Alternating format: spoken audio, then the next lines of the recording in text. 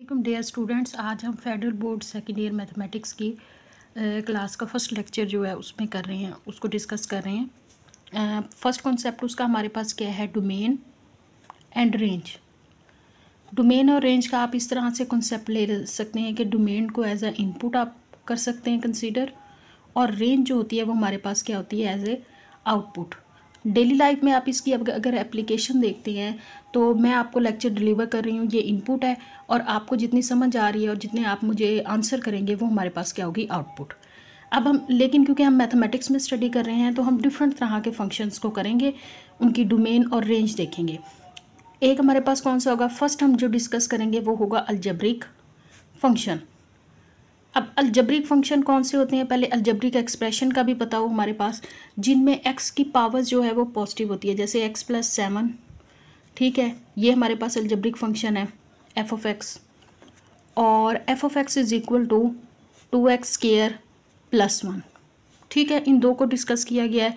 एक हमारे पास लीनियर है और एक हमारे पास क्या? स्क्वायर फंक्शन है। पहले हम लीनियर फंक्शन जो एफ ऑफ एक्स है इसकी हम डोमेन को स्टडी करते हैं। हमेशा याद रखें कि जो भी हमारे पास अलजेब्रिक फंक्शन होगा उसकी हमारे पास डोमेन क्या होगी?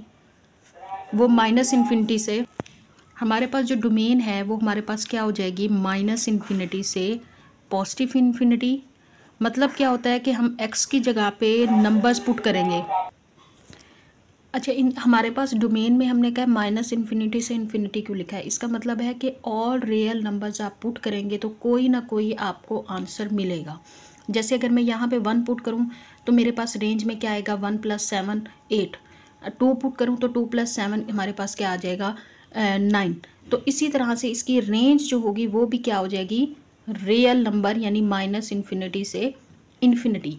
लेकिन हमारे पास जो स्क्वायर फंक्शन है वो लीनियर हमारे पास अलजेब्रिक है, लेकिन उसकी रेंज का थोड़ा तरीका का डिफरेंट है। डोमेन उसकी हमारे पास क्या होगी? माइनस इन्फिनिटी से इन्फिनिटी, यानी इनपुट में नंबर्स जो हम पुट करेंगे वो रियल नंबर्स ही होंगे। लेकिन रेंज को फाइंड करने का हमारे पास क्या तरीकाकार है कि जो एक्स स्क्वायर हमेशा ग्रेटर देन या इक्वल टू किसके होगा? 0 के। ये हमारे पास कंडीशन है, क्योंकि x में 1 पुट करें, x में 0 पुट करें, 2 पुट करें, ये हमेशा पॉजिटिव नंबर देगा। तो यहाँ पे क्योंकि एक्स स्क्वायर के साथ 2 है तो हम क्या लिखेंगे? 2x स्क्वायर ग्रेटर देन या इक्वल टू 2 को 0 से मल्टीप्लाई करेंगे 0।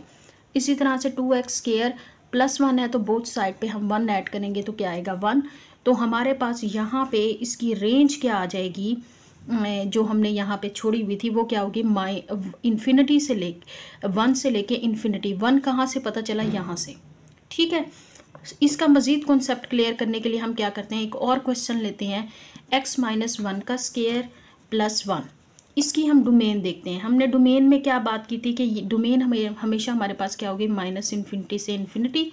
और रेंज के लिए हमने क्या बात की थी कि एक्स स्क्वायर ग्रेटर देन या इक्वल, एक्स स्क्वायर के अंदर कौन सी वैल्यू है? x - 1 का स्क्वायर ग्रेटर देन या इक्वल टू 0, प्लस 1 है तो x - 1 का स्क्वायर प्लस 1 ग्रेटर देन या इक्वल टू 1।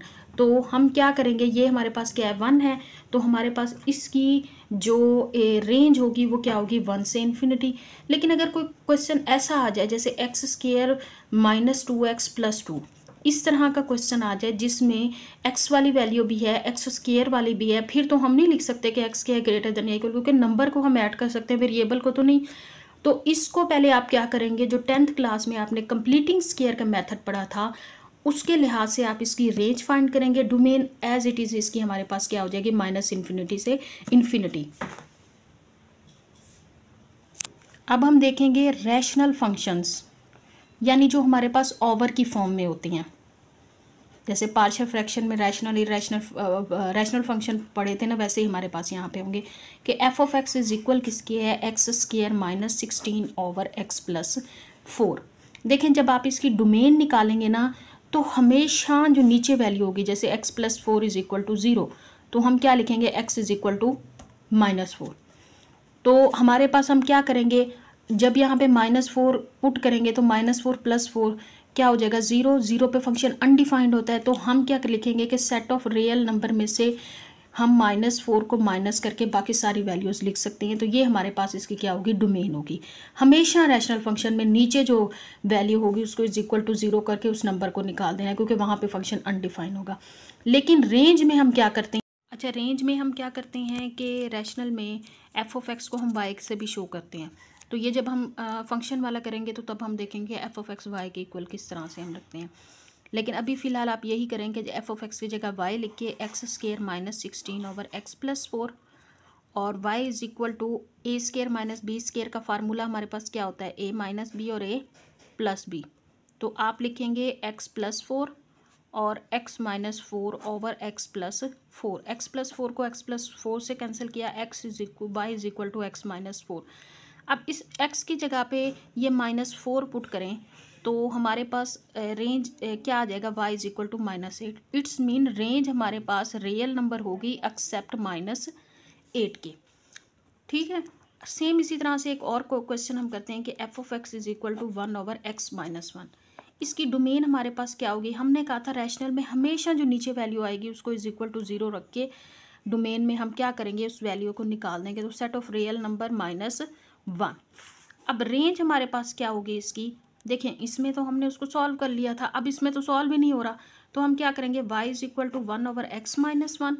हम क्या करेंगे, x को सेपरेट कर लेंगे, y x -1 is equal to 1, Y X Y is equal to Y is equal to 1। हम क्या करेंगे, X Y is equal to 1 plus Y, तो x is equal to 1 plus Y over Y.